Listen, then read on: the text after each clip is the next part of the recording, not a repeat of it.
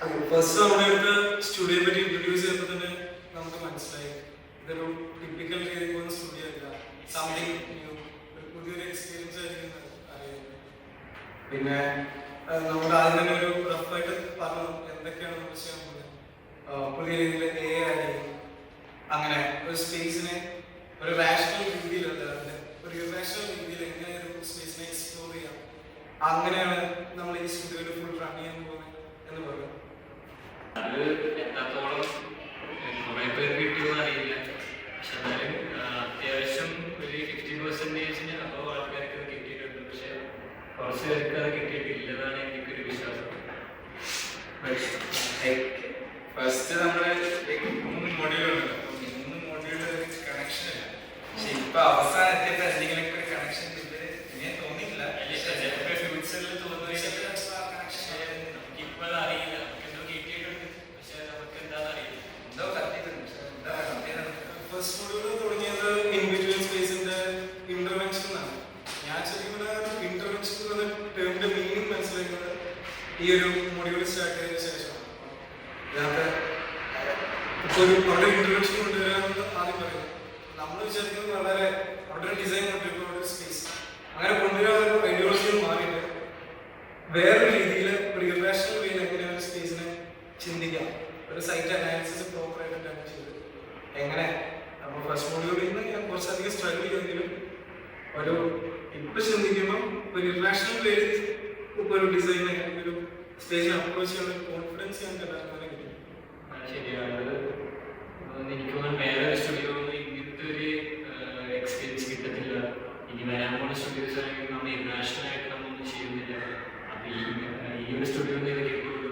നമുക്ക് എങ്ങനെ വേണമെങ്കിൽ ഡിസൈൻ ചെയ്യാമെന്ന് പറഞ്ഞൊരു ക്രൈറ്റീരിയയും ഫ്രീഡം ഒക്കെ തന്നിട്ടുണ്ടായിരുന്നു. അപ്പോൾ നമ്മൾ മാക്സിമം യൂട്ടിലൈസ് ചെയ്തെന്നാണ് വിശ്വസിക്കുന്നത്. നമുക്ക് കൺസ്ട്രീൻസ് ആയിട്ട് ഒന്നും തന്നെ ഫാക്കൽറ്റീസ് ആയിട്ടൊന്നും പറഞ്ഞില്ല. നമുക്കിപ്പം സ്റ്റെപ്സ് തലതിരിച്ച് വെക്കണം, വെച്ചോളൂ. കാൻഡിലിവർ ഒരു 30 മിനിറ്റ് വെക്കണം, വെച്ചോളൂ. നമുക്ക് നമ്മുടെ ഇമാജിനേഷൻ ക്രിയേറ്റിവിറ്റിക്ക് ഫുൾ ഫ്രീഡം തരുന്നത്.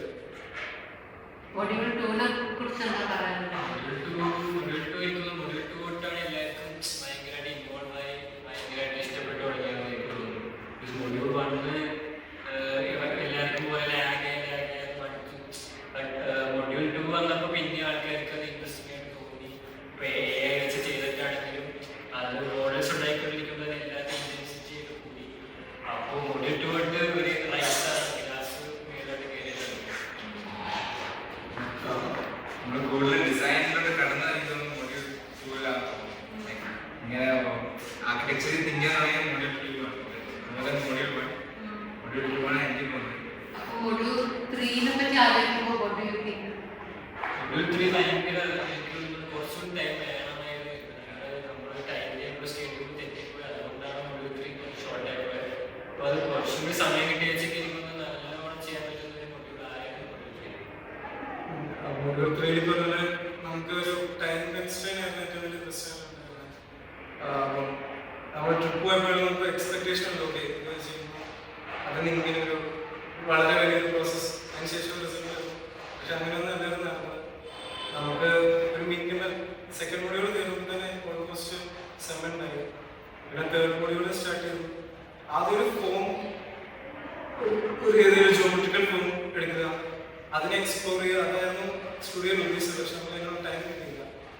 അവസാനം വന്നപ്പം 2 സൈറ്റ് ഉണ്ട്, കന്യാകുമാരി ചാർജ്. അപ്പം എല്ലാവരും ആ സൈറ്റിൽ ആവുന്ന പോലെ എന്തൊക്കെയോ ചെയ്തു എന്നുള്ളതല്ലാണ്ട് അതത്ര എഫക്റ്റീവായിട്ട് എനിക്ക് തോന്നിയില്ല. Second module was miss. എനിക്ക് എല്ലാവർക്കും ഫസ്റ്റ് മൊഡ്യൂളാണ് കുറച്ചുകൂടെ കൂടുതൽ ഇഷ്ടപ്പെട്ടത്. സ്ട്രഗിൾ ചെയ്ത് തുടങ്ങും, പക്ഷെ എനിക്ക് കുറച്ചുകൂടെ ഈസിയർ ഫസ്റ്റ് മൊഡ്യൂളായിരുന്നു. പക്ഷെ ഞാൻ ചിന്തിക്കുന്നത് മൊത്തം ലോജിക്കലായിരുന്നു. അതിന് കുറച്ച് ഡൈവേർട്ട് ചെയ്ത് ചിന്തിക്കാൻ ഫസ്റ്റ് മൊഡ്യൂളായിരുന്നു. പക്ഷെ സെക്കൻഡ് മൊഡ്യൂൾ വന്നപ്പോൾ എനിക്ക് കുറച്ചും കൂടെ സ്ട്രഗിൾ ചെയ്തായിരുന്നു. എനിക്ക് ക്ലിയർ പറ്റുണ്ടായിരുന്നില്ല. പക്ഷെ തേർഡ് മൊഡ്യൂളും കുറച്ചുകൂടെ ടൈം ഉണ്ടായിരുന്നെങ്കിൽ എനിക്ക് തേർഡ് മൊഡ്യൂളാണ് കുറച്ചുകൂടെ ഇഷ്ടപ്പെട്ടത്. ഫസ്റ്റ് ഇയർ നമ്മൾ ഇങ്ങനെ സെക്കൻഡ് ഇയറിനെക്കാട്ടും കൂടുതൽ ലോജിക്കലി കംപ്ലീറ്റ് ചെയ്തു. സെക്കൻഡ് ഇയർ കംപ്ലീറ്റ് ഓപ്പോസിറ്റ്, ഒട്ടും ലോജിക്കലല്ല, അല്ലെങ്കിൽ ഇഷ്ടമല്ല എന്തുണ്ടാക്കിയാലും മനസ്സിലായി. എൻ്റെ ക്യാൻഡിലൊക്കെ 14 Third one was very fun. The complete experiment ചെയ്യാൻ പറ്റും. Module one മനസ്സിലായില്ല ലാസ്റ്റ് ആയിട്ടാണ് മോഡ്യൂൾ മനസ്സിലായത്. Module it was fun. നമ്മൾ സാധാരണ ചെയ്ത കമ്പ്യൂട്ടർ AI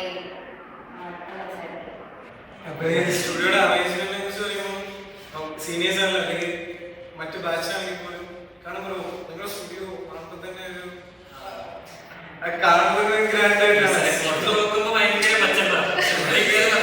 അല്ല അത് അവിടെ സ്റ്റീവ് പറഞ്ഞ പോയിന്റിലാണ്. അതായത് ഓക്കെ പുറമെ നോക്കുമ്പോൾ ഒരു ഫിസിക്കൽ അപ്പിയറൻസിനുണ്ട്, പക്ഷെ ഇതിന് എന്ത് കിട്ടിയെന്ന് വെച്ച് കഴിഞ്ഞാൽ എനിക്ക് ഒരു പ്രശ്നമാർക്ക് എനിക്ക് അപ്പുറത്തെ സ്റ്റുഡിയോയിലൊക്കെ വെച്ച് കമ്പയർ ചെയ്യുമ്പോൾ ഓരോ റിവ്യൂ കഴിയുമ്പോഴും അവർക്ക് കിട്ടുന്ന ഒരു ഇൻഫർമേഷൻ ലെവൽ എന്ന് പറയുമ്പോൾ അത്രയ്ക്ക് ആയിരിക്കും ഒരു മിസ്റ്റേക്ക് ഉണ്ട് ഡിസൈനർ. അപ്പൊ എന്തുകൊണ്ടാണ് ആ മിസ്റ്റേക്ക്, വൈഷു എന്തുകൊണ്ട് അവർ റിപ്പീറ്റ് ചെയ്യാൻ പാടില്ല മിസ്റ്റേക്ക്, അവരുടെ അണ്ടർസ്റ്റാൻഡിങ് കിട്ടുന്നുണ്ട്. പക്ഷെ എനിക്കങ്ങനെ ഇപ്പം ഒരു ഒരു റിവ്യൂ എടുത്തു, അതിലേക്ക് ഓക്കെ ഇത് വേണ്ട ഇത് മാറ്റും, റീസൺ എനിക്ക് കിട്ടുന്നില്ല. അതിന്റെ റീസൺ കിട്ടിയാലേ ഞാൻ നെക്സ്റ്റ് ടൈം റിപ്പീറ്റ് ചെയ്യാണ്ടിരിക്കുള്ളൂ. അതെനിക്കൊരു പ്രശ്നമായിട്ട് തോന്നി. പിന്നെ ഈ പറഞ്ഞ പോലെ ഒരു സ്പേഷ്യൽ നമ്മൾ ആ സമയം പലരോട് സംസാരിച്ചിട്ടുണ്ട്. ആർക്കും ഒരു സ്പേസിന്റെ ഒരു സ്പേസ് ഉണ്ട്. ഇതിന് പ്രൊപ്പോർഷനെ പറ്റി ഒരു ഐഡിയ കിട്ടിയോ എനിക്കറിയില്ല. ഇപ്പം ഭയങ്കരമായിട്ട് കൊടുക്കുന്നു പ്രൊപ്പോർഷനായിട്ടാണോ ആ സ്കെയിൽ ഓഫ് പ്രൊപ്പോർഷൻ പറ്റി ഒരു ഐഡിയ ഉണ്ടോ എനിക്കറിയില്ല. ഇപ്പോൾ വേറൊരു ബാച്ചിലേക്ക് അന്വേഷിക്കുകയാണെന്നുണ്ടെങ്കിൽ അവർക്ക് പറയുന്നത് അവർക്ക് ഒരു സ്പേസ് കണ്ടാൽ അറിയാം ഓക്കെ ഇത്ര വിട്ട് അതിന് പ്രൊപ്പോർഷനായിട്ട് ഇത്ര ഹൈറ്റ് കൊടുക്കാം. ആ ഒരു ഐഡിയ ഉണ്ട്. നമുക്ക് എത്രത്തോളം വർക്ക് ചെയ്യുന്നത്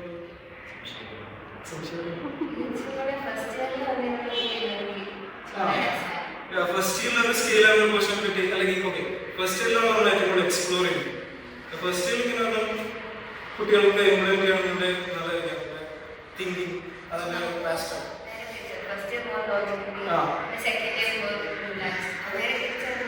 ഫസ്റ്റ് ഇയർ വന്നിട്ട് കുറെ കൺസ്ട്രെയിൻസ് ഉണ്ടായിരുന്നു. നമുക്ക് സ്പേസ് ഇത്ര പാടുള്ളൂ ഇത്ര പാടുള്ളൂ, പിന്നെ മെറ്റീരിയൽ അവിടെ ലോക്കലൈസ് യൂസ് ചെയ്യാൻ പറ്റുന്ന മാത്രമേ പാടുള്ളൂ. അത്ര കൺസ്ട്രെയിൻ ആയിട്ടുള്ള സ്പേസിൽ നിന്ന് ഇങ്ങോട്ട് നമുക്ക് നേരെ വിട്ടേ